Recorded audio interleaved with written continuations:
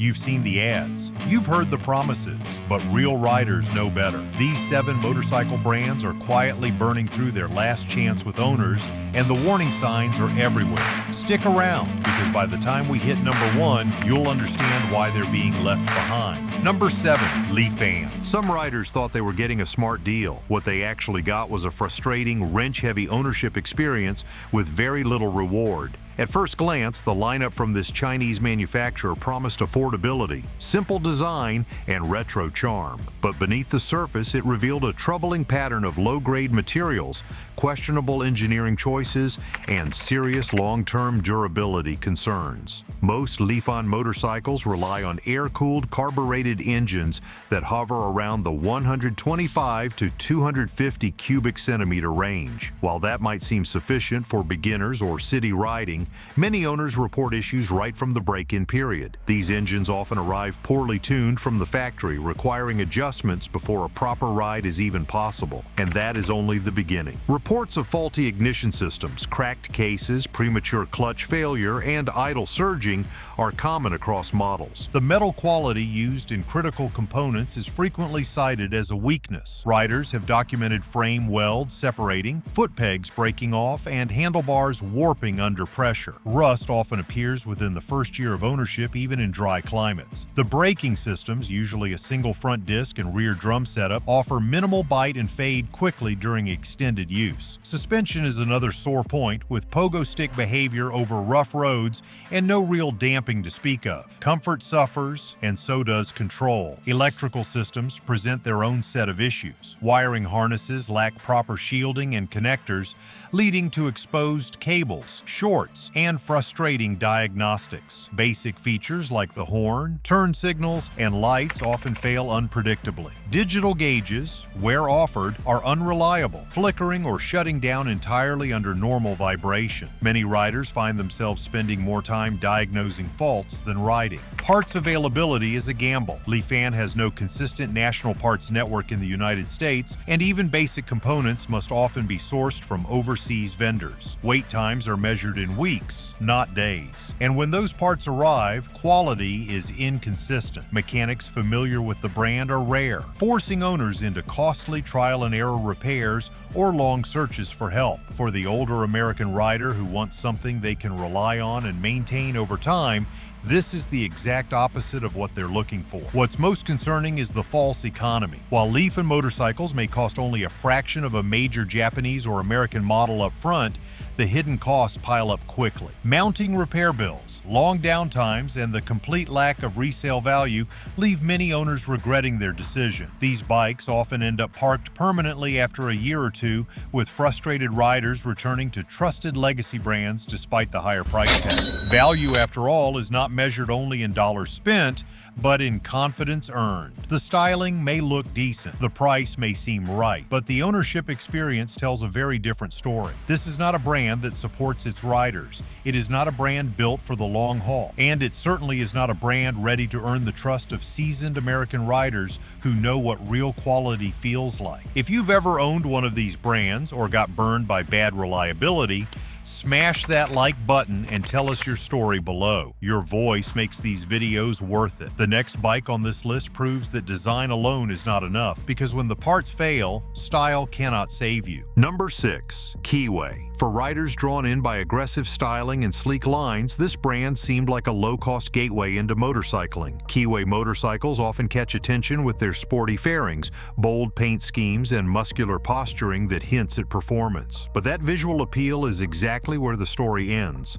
What lies beneath is a series of compromises that reveal themselves the moment the bike leaves the showroom. Most Keeway models are powered by air-cooled engines ranging between 125 cubic centimeters and 250 cubic centimeters. While the specs on paper suggest practical commuting potential, real-world use tells a different story. These engines suffer from uneven fueling, persistent stalling, and poor throttle response. Cold starts are difficult even under ideal conditions, and vibration at speed makes longer rides unpleasant. On some models, the carburetor requires constant adjustment, and valve clearances drift out of spec far earlier than they should. The braking systems are underwhelming. A front disc and rear drum combination is common, but stopping distances are long and lever feel is vague. Suspension is harsh and unrefined, lacking the rebound control necessary for comfortable or safe handling. Frame welds are inconsistent, and several owners have reported cracked subframes or mounting brackets shearing under normal use. Build quality is unpredictable from one unit to the next, even within the same model year. Where Keeway really disappoints is in its electrical system. Battery drains, intermittent lighting issues, and dashboard failures are frequently cited by owners. Turn signals may stop functioning without warning. Horns cut out. Speedometers flicker or reset randomly while riding. Switchgear feels cheap and is prone to sticking or breaking altogether. Some riders find themselves troubleshooting these basic issues more often than they spend riding, a problem that becomes increasingly frustrating over time. The dealer network is thin and parts availability is unreliable. Basic maintenance items like gaskets, mirrors, and control levers can be difficult to source within the United States. When components do arrive, they may be ill-fitting or incompatible with updated production runs, highlighting a lack of quality control at the factory level. As a result, owners are frequently forced to fabricate workarounds or cannibalize other bikes just to keep their machines roadworthy. For older riders used to brands with deep support infrastructure and long-standing reputations, Keeway presents too many unknowns. It may lure in newer or younger buyers looking for a low-cost ride that looks fast and fierce, but the mechanical realities quickly tarnish that initial impression. After a few months of ownership, the plastic styling cues do little to hide the fact that performance, durability, and long-term support are sorely lacking. Resale value is nearly non-existent. These bikes tend to be traded informally or abandoned entirely when repairs exceed the bike's value. Forums and owner groups are filled with complaints about premature failure, unreliable performance, and the lack of service support. For riders who expected dependable transportation, the disappointment is both financial and emotional. Keeway builds motorcycles that sell on looks, but a motorcycle is more than just appearance. When form is not backed by function, the result is a riding experience defined by frustration and regret. These bikes might look ready for the road, but few of them make it far without a problem. The next entry on this list flips that formula. It might be dependable, but it is so outdated that even reliability cannot save it from irrelevance. Don't get stuck with junk gear too. Our trusted helmets, gloves, and tools are all linked in the description. Number 5. Suzuki. There was a time when this name stood shoulder to shoulder with the greats, known for track dominance, street-ready performance, and bulletproof reliability. Riders looked to this brand for innovation, excitement, and machines that delivered real-world thrills without breaking the bank. Today, that legacy feels like a distant memory. While other manufacturers charge ahead with new platforms and bold ideas, Suzuki appears stuck in neutral, reissuing slightly updated versions of old designs and hoping nostalgia alone will carry them forward. Look at their current offerings, and the stagnation is hard to miss. The SV650 is still praised for its friendly power band and nimble chassis, but its last significant update was years ago. Riders familiar with older generations will find little has changed beyond minor tweaks. The V-Strom family remains one of the most dependable adventure tourers in its class, yet its styling, tech features, and engine characteristics lag behind competitors who have embraced the modern era. What was once an affordable alternative now feels like a dated compromise. Then there is the Hayabusa. Once the fastest production motorcycle in the world, it captured imaginations and commanded respect. But in today's market, where electronic rider aids, cutting-edge aerodynamics, and emissions regulations shape every design, the Hayabusa feels like a monument to a past era. Its most recent revision softened its performance edge without meaningfully improving its livability, leaving it stranded in an awkward space, too heavy to be nimble, too tame to be thrilling, and too expensive for what it offers. The deeper problem is not with individual models, it is with direction. Suzuki has made virtually no waves in the electric motorcycle space. They have failed to establish a clear vision for the future, even as Yamaha, Honda, and Kawasaki all move to redefine what the next generation of motorcycling looks like. Dealer support is also thinning. As sales slow and demand shifts, many Suzuki dealerships are either closing or converting their floor space to brands that are still growing. That decline in visibility only accelerates the brand brands retreat from relevance. The company's engineering priorities feel out of step with market expectations. Modern riders want features like smartphone integration, ride modes, traction control, and semi-active suspension. Suzuki's response? Budget-friendly models that offer few, if any, of those features, even on mid-tier machines. For older riders who value simplicity, that may be tolerable, but for a new generation raised on connectivity and refinement, it feels like a missed opportunity. Even within traditional segments like cruisers and standards, Suzuki has little to offer that stands out. The Boulevard line feels forgotten. The GSX series remains competent, but lacks character. The few bright spots, like the GSX-X's 1000, struggle to compete against more polished and better-equipped rivals. The result is a product lineup that feels half-hearted, functional perhaps, but uninspired. Suzuki's situation is not hopeless, but it is precarious. Without bold innovation or a commitment to evolve, they risk becoming a support brand for riders who could not afford or could not find something better. That is not the role they once played, and it should not be the future they settle for. But unless something changes soon, Suzuki may fade not with a bang, but with a shrug. The next motorcycle brand on this list made the opposite mistake. Where Suzuki is quiet and cautious, they were loud and confident, until riders realized the machine did not live up to the message. Number 4. cfmoto. For riders scanning dealership floors looking for a feature-rich machine at an unbeatable price, this brand appeared to offer everything. Bold styling, large displays, upside-down forks, riding modes, even anti-lock braking systems on motorcycles priced thousands less than established competitors. With a technical partnership from an Austrian powerhouse and aggressive expansion across American dealerships, cfmoto looked ready to rewrite the rules for entry-level and middleweight riders.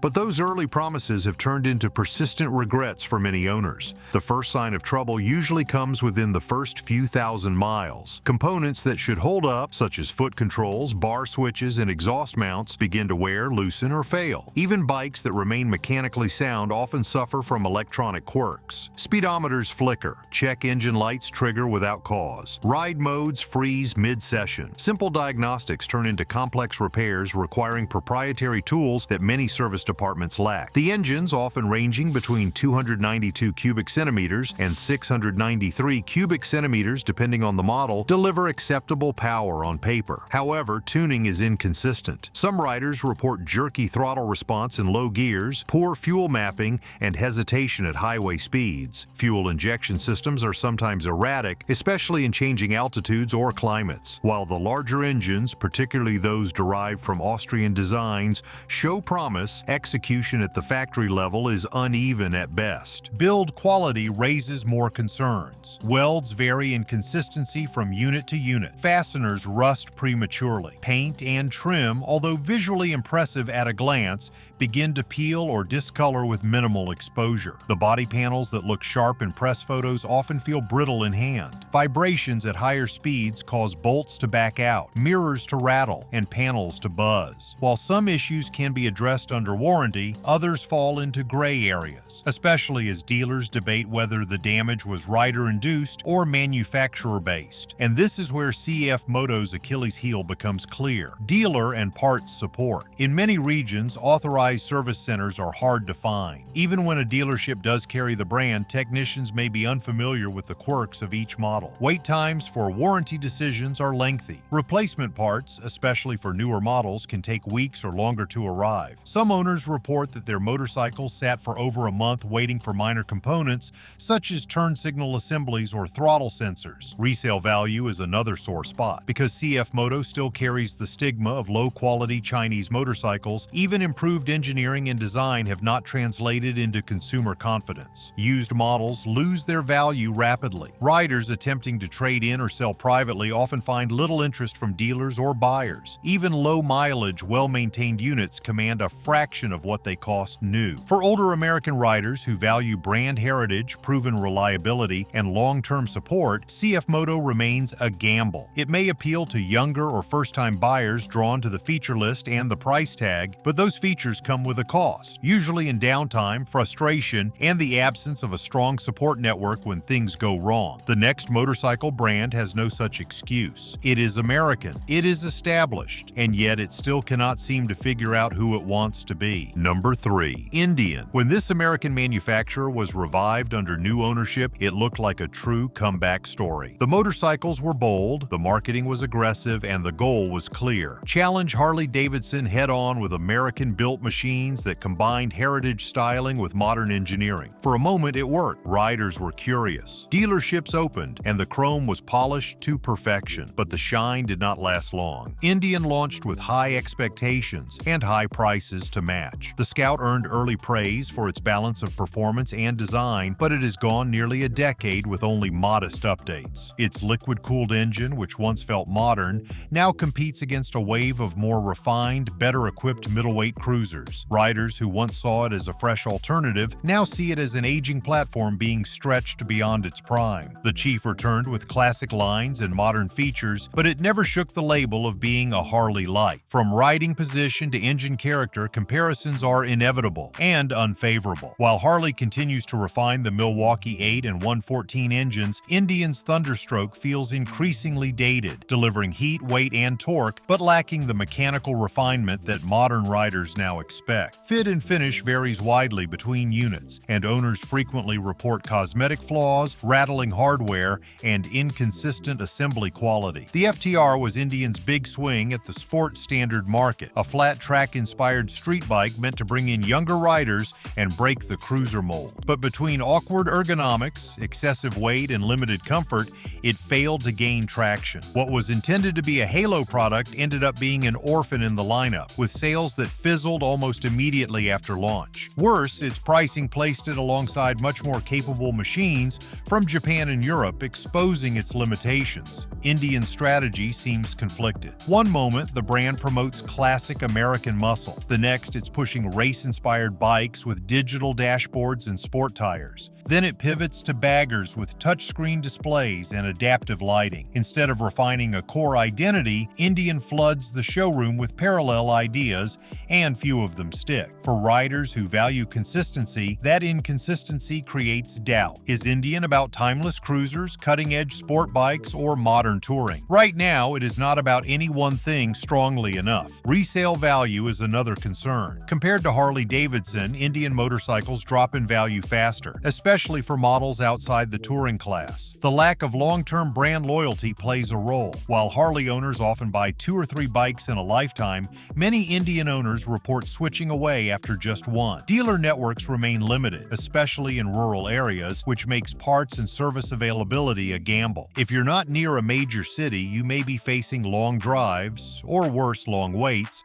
for basic service or warranty repairs. For older riders who know what they want in a cruiser, comfort, torque, dependability, and identity, Indian has not made its case. The bikes can look good in photos and perform well in bursts, but the long-term ownership experience is diluted by brand confusion and inconsistent support. Polaris may have rescued the name, but they have not yet given it the soul it needs to lead. While Indian struggles to define itself, the next motorcycle brand is facing an even deeper problem, because when the riding experience itself is outdated, no amount of branding can bring it back. Number 2. Royal Enfield. For riders who want simplicity, classic design, and that old-school mechanical feel, this brand seems like the perfect answer. Royal Enfield positions itself as a gateway to motorcycling's golden age, with upright seating, wire-spoked wheels, and that unmistakable thump from a single-cylinder engine. But beneath the vintage charm lies a minefield of reliability issues, weak construction, and frustrating ownership experiences that turn enthusiasm into regret. Models like the Meteor, Classic, and Himalayan are often praised for their affordability and aesthetic appeal. These motorcycles typically feature engines between 349 cubic centimeters and 411 cubic centimeters, numbers that suggest lightweight and easy handling. And to be fair, the ride quality at low speeds is enjoyable. The problem is what happens after a few months of real-world use. Owners frequently report cracked frame welds, broken brackets, and warped rotors well before 10,000 miles. Many of these issues are not isolated, they're systematic. Engine reliability is a major concern. Seizures have been documented across all major platforms, often caused by overheating or poor oil circulation. Valve timing and clearances can drift out of spec within the first few thousand miles, and oil leaks are practically expected by longtime owners. Royal Enfield's reputation for low-maintenance fun is increasingly being replaced by one of mechanical uncertainty, and when breakdowns occur, service centers are often limited, especially in rural regions of the United States. Electrical gremlins are just as widespread. Dashboards flicker, turn signals blink erratically, starter motors fail without warning. On rainy days, some bikes experience sudden ignition failures due to poor sealing in the wiring harness. Riders joke that the bikes have personality, but that personality often involves stranded roadside repairs, missed rides, and unexpected costs. What should be a relaxing cruiser becomes an unpredictable companion. The suspension setup is equally outdated. The telescopic front forks and twin rear shocks lack damping control, making rough roads a chore to ride. For shorter riders, the low seat height is a plus. For experienced riders, however, the vague front-end feel and excessive dive under braking erode confidence. Handling feels fine at 30 miles per hour, but less so when the pace picks up or road conditions worsen. The Himalayan, Royal Enfield's attempt at an adventure motorcycle, exposed even more weaknesses. While the platform earned praise for simplicity, it also brought in a new wave of reliability complaints: stalling at idle, electrical faults, frame cracking, and rapid wear on sprockets and chains. The newer Scram variant aimed to modernize the line, but the underlying problems persisted. Parts availability has improved in recent years, but the aftermarket support is still thin. Factory accessories are often back-ordered, and some owners report wait times of several weeks for basic components. That might be acceptable for a rare European exotic, not for a budget commuter that claims to be practical, and resale value is another sore spot. Despite their low-cost new, Royal Enfield models lose value quickly, especially when known reliability concerns surface in listings. To be clear, Royal Enfield builds motorcycles that some riders love for their simplicity and style, but those same traits can become liabilities when the bikes are pushed beyond light cruising. What is sold as retro charm is too often just outdated engineering and underdeveloped quality control. That may appeal to first-time riders who want a cool-looking starter bike, but for experienced motorcyclists seeking durability and trust, the brand comes up short. If you're tired of motorcycle media ignoring the truth, subscribe now. We break the stories nobody else will touch. Royal Enfield may be charmingly broken, but the next brand on our list is something else entirely. America's biggest motorcycle joke. Number 1. Harley-Davidson. No motorcycle brand is more iconic or more misunderstood. Harley-Davidson has spent over a century building a reputation that commands loyalty, respect, and identity. But while the badge still carries weight in culture, the motorcycles themselves have not kept pace with the world around them. For many older riders who grew up admiring the rumble of a V-twin and the silhouette of a road king, owning a Harley was once a goal. Today, it is a gamble. Modern Harley-Davidson motorcycles are heavy, expensive, and technologically stale. Even basic cruiser models regularly push past $25,000, not including customization or dealer markup. At that price, riders expect refinement, performance, and quality, but instead they get excessive heat, outdated suspension geometry, and engine platforms that struggle with reliability and service costs. The 114 and Milwaukee 8 engines produce strong low-end torque, but they are plagued by overheating in traffic, oil leaks, and premature lifter failures that require engine teardown to repair. Brake performance is another weak point. Warped rotors are common even on low-mileage models, and the feel at the lever can be inconsistent under hard braking. Suspension setups across the lineup often feel soft in the front and harsh in the rear, sacrificing both comfort and control. For long-distance riders, fatigue sets in faster than it should on a bike in this price category. And for new riders, the weight and balance can feel intimidating instead of empowering. The Revolution Max engine, introduced with great fanfare in the Pan America and Sportster S, was meant to be a turning point. liquid cooling, modern timing, variable valve control. But the rollout has been rocky. Engine heat is still excessive. Electronic gremlins have affected ride modes and dash displays. And while the Pan America brought off-road credibility, it has not meaningfully pulled Harley out of its cruiser dependence. The Sportster S, while punchy, offers a cramped riding position and poor range, limiting its appeal as a true alternative to established standards. The company's attempts to reach new markets have mostly failed. The Street 750 and Street 500 were supposed to be accessible entry-level options.